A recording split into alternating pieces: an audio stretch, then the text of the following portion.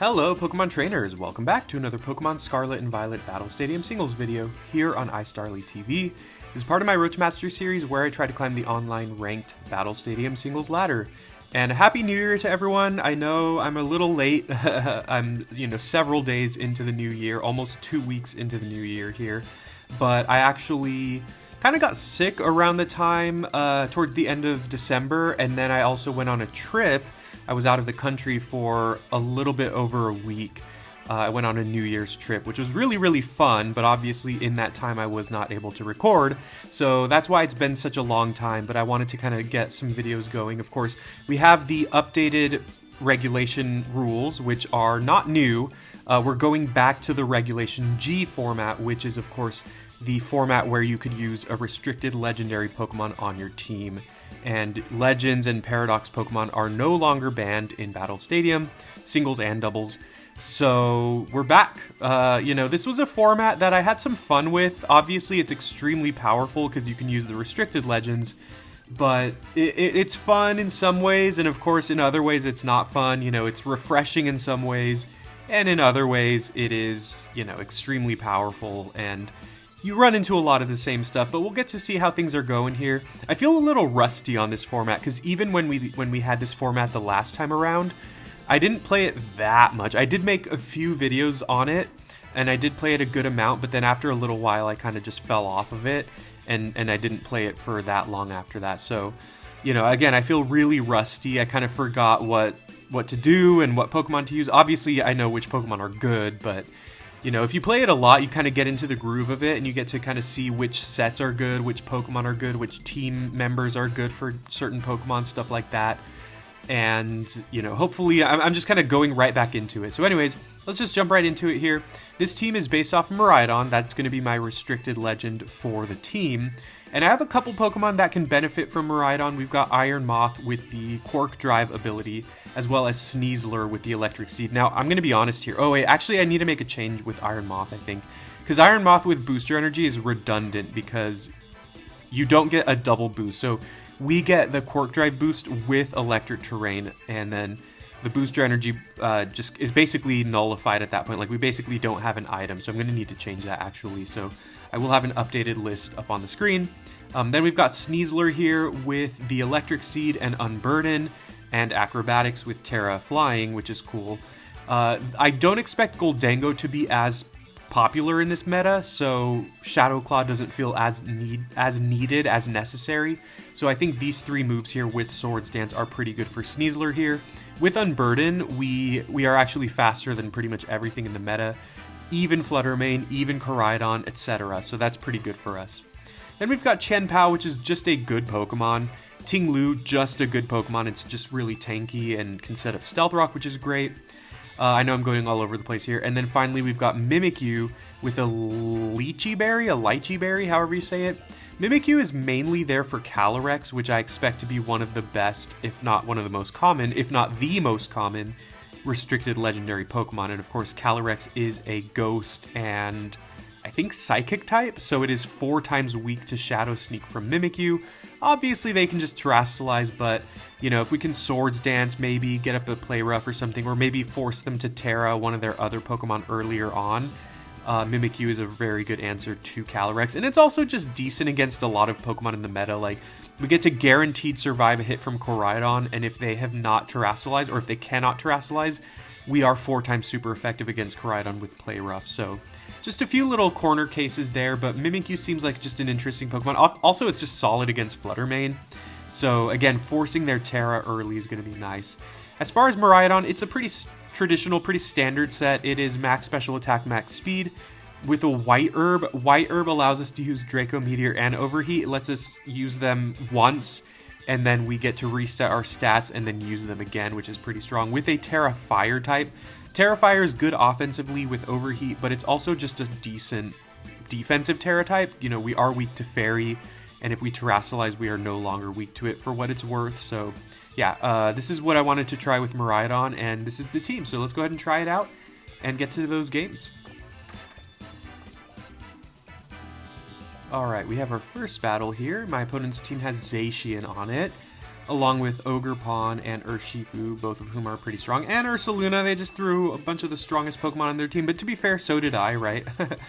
Okay, so what are we thinking here? I do think Ting-Lu looks like a decent lead. They don't really have anything that's super annoying for me. I guess they do have Urshifu, which if it's the water Urshifu, that could do decent damage, but getting up rocks might be useful for me. Of course, I do want to bring Miraidon because, you know, that's why we have it on the team. And Ursaluna is really annoying. I would love to bring Iron Moth, but I just wonder about Ursaluna. Do I ever bring Sneasler for the Luna? Man, Ursaluna is really annoying. Maybe I bring Chien-Pao? Chien-Pao actually is not good against Zacian, though.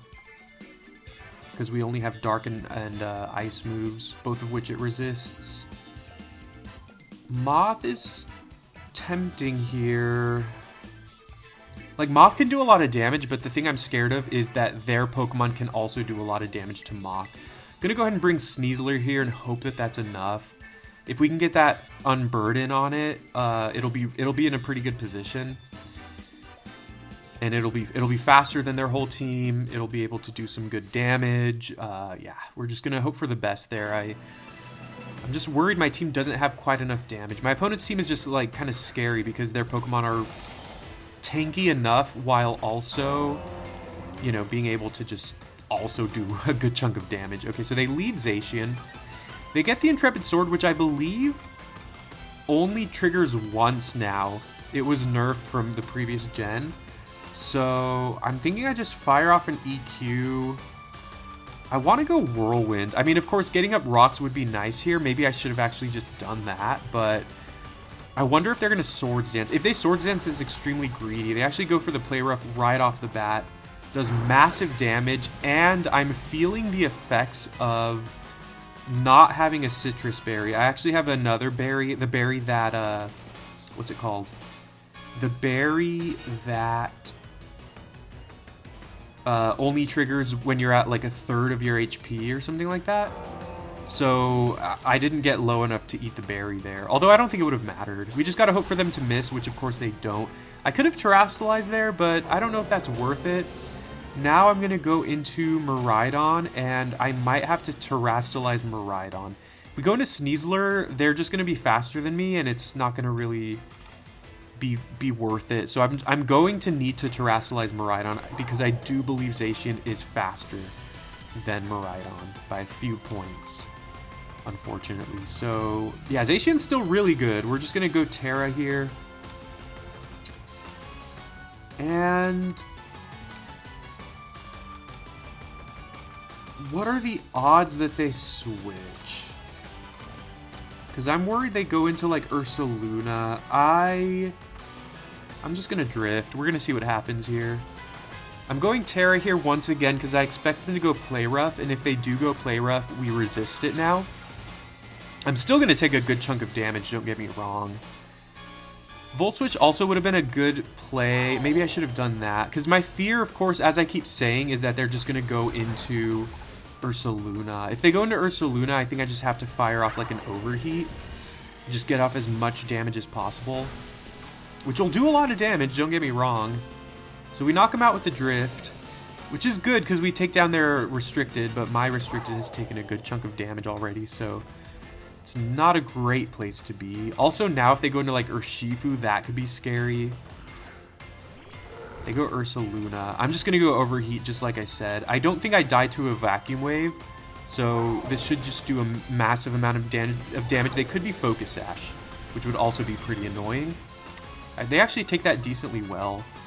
I doubt we survive a Blood Moon. Maybe they're just going to go for like a Calm Mind or something. Oh, they go Earth Power. Okay.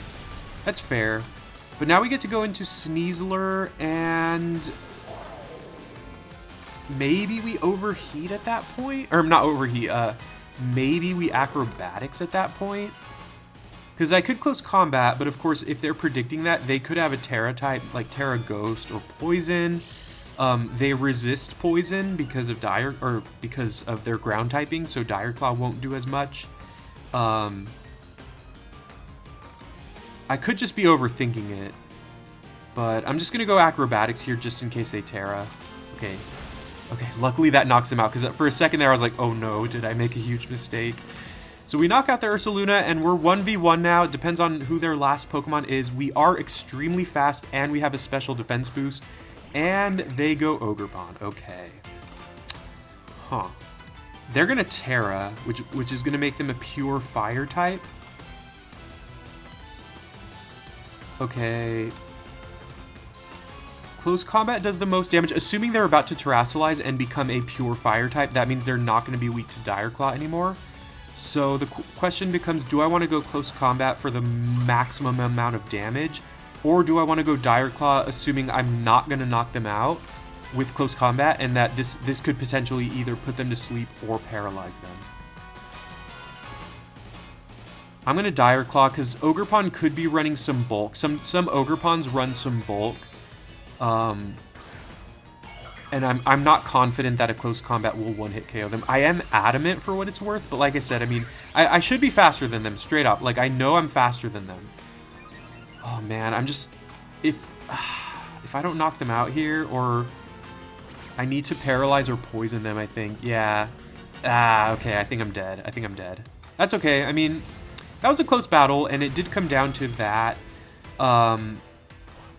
Given that damage on Dire Claw, I don't believe close combat would have knocked them out. So I do believe Dire Claw was the correct play, because if I'm remembering correctly, that did just a little bit over half with an 80 base power move, technically 120. So close combat would have been what? Technically 180. It's possible close combat would have knocked them out. Maybe I should have done that. I don't know. Yeah, maybe it was too much of a risk to rely on. Like, even if I'm not certain close combat knocks them out, I think it's still worth it to do. So let me know in the comments what you think. Maybe I'll do a calc on that. I was just overthinking it. I was just like, okay, maybe if I get a paralysis or put them to sleep, then I definitely win at that point. But it's possible I should have just gone close combat right off the bat. So that was possibly a mistake on my part. I'm going to have to calc it to see. Let me know in the comments. Maybe you're watching this and you know for a fact it was a mistake. Let me know for sure. But it's just one of those things. That's how Battle Stadium singles goes sometimes. Like, they're really fast-paced battles, and sometimes just one small decision can either win you the game on the spot or lose you the game on the spot. So it was still fun. So let's go to game 2. Here's our second game. My opponent has Terapagos. They also have Oricorio, which is really interesting, as well as Kleavor and Azumarill, which are two pretty decent Pokemon, but they don't really see a lot of play. And then they have Rock Ogerpon. So really cool team on my opponent's part. Man, I don't know what it is, but I cannot wrap my head around Terapagos. Like, I just don't know what this thing does. Like, I know that it's, like, really good. But I know it has so many, like, layers to it. I just don't fully know what it does. So I don't know how to fully prepare for it. I feel like they're going to lead Annihilate or Kleavor. I could lead Ting-Lu to get up rocks, which is not extremely important in this match. Ting-Lu's decent against them. Sneasler is also pretty tempting here. I do like Sneasler again. You know what? I'm not going to overthink it here. I'm just going to go Miraidon, Moth, and Sneasler. Maybe I should have... Maybe I shouldn't lead Miraidon, but whatever. I don't want to run out of time. If they lead Annihilate, there is a chance that they have Final Gambit. If they lead Annihilate, I think I'm going to hard switch right into Iron Moth. But we'll see. There's a couple reasons why I think that's a good play. Okay, they do lead Annihilate. I am going to go into Moth. If they just go Stealth Rock here, that's fine. We get in Moth without taking Stealth Rock damage. If they go Final Gambit, they're guaranteed to kill one of my Pokemon, and I obviously would rather have them kill Iron Moth than Miraidon. So we're going to go right into Moth here, like I said. And plus, if they go something like Drain Punch or something, we resist that. So there's a lot of options here, or a lot of reasons why I think going for Iron Moth is the best play. Let's see if they go Final Gambit. Oh, they go Tantrum. Did they predict this? I guess they didn't have to predict that. I mean... Of course we're going to run into the opponent that's running Stomping Tantrum on their Annihilate, dude. Come on, dude. Man, that's frustrating. Alright, we go Sneasler. I mean, the funny thing is, I just realized this. My entire team is weak to ground. I might have to Terrasilize right here. I think I will. Just gotta hope that they go Tantrum again. They might predict this, but I guess if they go Drain Punch, we resist it. If they go Rage Fist, we take it decently well because they haven't taken any damage yet. So I think this is just the right play. And of course, with my luck, they're going to have like Focus Sash. So we're going to go Acrobatics next turn and they're going to Focus Sash. Or maybe they have like Thunder Punch or something like that. But my hope is they go Tantrum again here. If they do, we're going to be in a really good position because we're going to have a Sneasler with +1 special defense, +2 attack, and basically double speed because of the Unburden. And that is what happens here. So we're going to go Acrobatics. If they Terrasilize, I think we should still do a good chunk of damage unless they're like Terra Electric or Steel or something.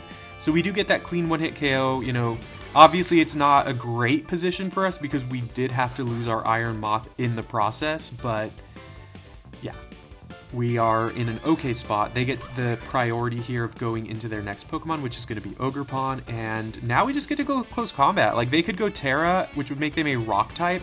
Of course, that does also make them, or give them the Sturdy ability, so that is not great. Maybe I should have gotten Dire Claw. But either way, I've locked in my move. There's nothing we can do about that. They get the defense boost. I think this should still take them down to their Sturdy. I guess worst case scenario, even if we die here... What? Wait, I thought they have Sturdy. Oh, they have Sturdy before they Terra. That's right. Wow, okay. Well, we're just sweeping with Sneasler here. Their last Pokemon is that Terrapagos, and they... Well, it might be. I'm not certain about that, but I would assume it is. Terrapagos is a normal type, so that is also good for me. It is Terrapagos. It's a normal type. What does this thing do again? I'm tempted to go Dire Claw. That might be stupid, though. Or just Acrobatics. I'm going to go Close Combat. Oh my god. See, I knew that. I thought that was going to happen, but right there in the when it showed the moves, it said that Close Combat was super effective. Because I just played it, I tested a couple games on Showdown right before this, and I had a situation where I used a super effective move on Terrapagos, but then it said it was not very effective. So I should have excuse me, I should have assumed that that was going to happen here too. Like I said, I don't really get this Pokemon, but I think Miraidon's faster. Importantly, my opponent cannot Terrastalize with their Terrapagos because they already did. And luckily for me, Electric Terrain ends right there. So when we go into Miraidon here, it's going to get summoned right again. So that is going to boost the power of our Electro Drift. We should win this game here. I'm pretty sure Miraidon is faster. With my luck, though, my opponent is going to magically win this game. So we go for the Electric Drift. And that is game. Alright, they don't have any more tricks up their sleeves, luckily, yeah. I know it shouldn't be that hard to understand what Terrapagos does, and I probably should just do some research on it, but I don't know, for some reason, like, I've read up on it a few times already, and I just can't fully grasp it for some reason. I'm just dumb. Alright, that was a game 2. That was a good W for us, even despite that misplay with the Sneasler. I should have just gone Acrobatics there, and that would have completely won us the game. Sneasler would have completely swept, but of course, Terrapagos happened, so let's do one more. We have a game number 3. My opponent's team is quite annoying. They have Ting-Lu and Toxapex. They also have Regieleki, which I respect. I love Regieleki. Although I've tried it in a couple teams and it didn't feel... I actually had Regieleki on this team instead of Iron Moth at the beginning, but it just didn't feel that strong. But anyway. Once again, I expect them to lead Ting-Lu, which I don't like. Would we lead our own Ting-Lu? I don't love leading with Ting-Lu v Ting-Lu. Could go Chien-Pao. Chien-Pao's a decent lead, actually. If they lead Ting-Lu, I get to at least do some damage to it. We are definitely bringing Miraidon, especially since it's pretty good against Ho-Oh. And it's just pretty decent against their team all around. And then finally... I actually think I want to bring Sneasler again. Because with the Unburden, it'll be faster than everything. I really like Iron Moth here too, but I think Iron Moth kind of struggles against Flutter Mane. Although at the same time, we resist Moonblast from Fluttermane, so I don't know. I don't know what the correct play is there.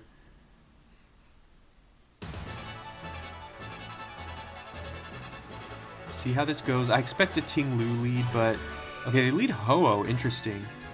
This is decent for me because I get to go Icicle Crash right off the bat and just get off some damage.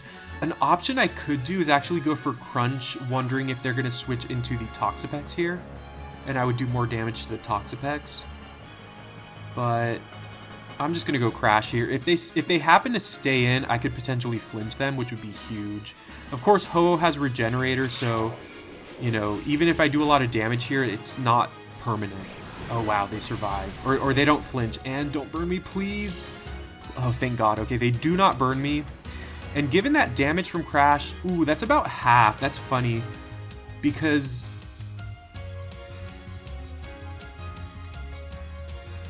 Crunch does less, but I'm just going to hope that it knocks him out. Because again, if they switch here, I think Crunch has a bigger range of Pokemon that it can hit from their team.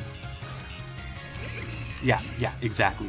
I'm happy I did that, because now we might be able to... No, never mind. I was going to say we might be able to 2-hit KO them now, but obviously that does not happen. But this puts us in a good position, because now I get to go right into Miraidon, and just got to cross our fingers and hope that they don't have Ting-Lu. I think I'm just going to go for the Electro Drift. I don't really see... I was going to say I don't see a reason not to, but obviously the reason not to is that they might just go right into Ting-Lu. Do I just take that risk? I'm going to take that risk, and with my luck, they're going to go into it. They have a little bit of a Regenerator theme, which is also pretty annoying. Yeah, I probably should not have gone Electro Drift. Of course. Alright. Ting-Lu also typically has Whirlwind, so that is pretty annoying. This just feels like such rough momentum. I think I just need to get damage, but I don't think that this is going to do that much damage. They might just go Earthquake.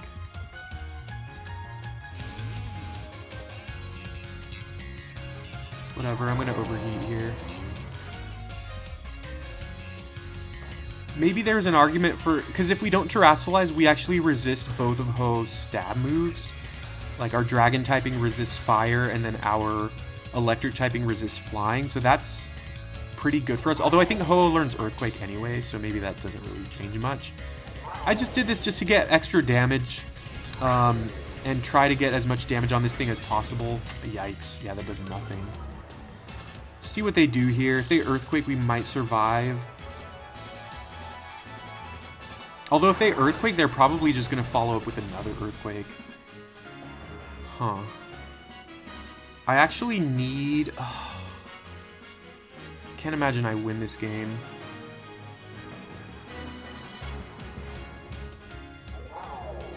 We need Sneasler to survive this Earthquake, which I don't think is happening.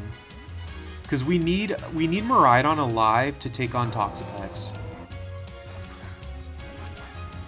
I don't think we're going to win. They're going to Earthquake. This is probably going to die. Electric Seed boosts our special defense rather than our... Oh, wait. Oh, it boosts our defense? I thought it boosted special defense. In that case, maybe we survive this? Barely. But we cannot Terrasilize. We go close combat. I think I just... I gotta roll the dice with Dire Claw, I think. Although... I'm in Acrobatics. They do switch probably into Toxapex.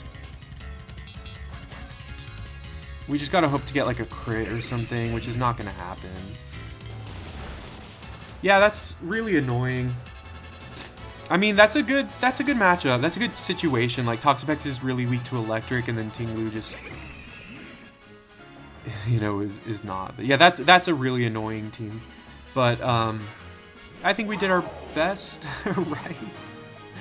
Let me know in the comments what I could have done better. Feel free to coach me on this battle, because this was not a fun one. This was not a good one. But that's part of the meta, you know? And that's one of the reasons why I get so annoyed with this meta, because not just like something like... I mean, Toxapex is really good in this meta, which is extremely annoying. Ting-Lu is really good, which is extremely annoying. but like pretty much all of the restricteds are really powerful, so it's really difficult to prepare for everything. You could say like, oh, I have Mimikyu on my team to take on Calyrex, but then Mimikyu's like really bad against some of the other Pokemon, and then like, oh, I have, you know, Miraidon, which is really good against a lot of Pokemon, but then there's Ting-Lu. I don't know.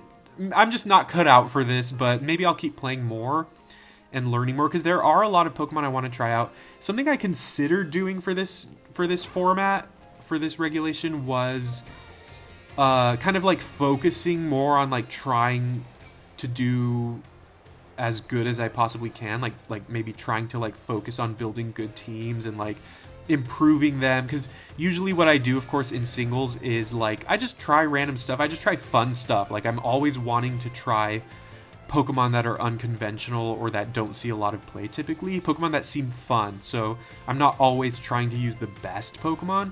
So I was thinking maybe for this regulation I could try to use the best Pokemon, like not worry about which Pokemon I'm using, like not worry about like using unique Pokemon, but just focus on using good Pokemon and making good teams.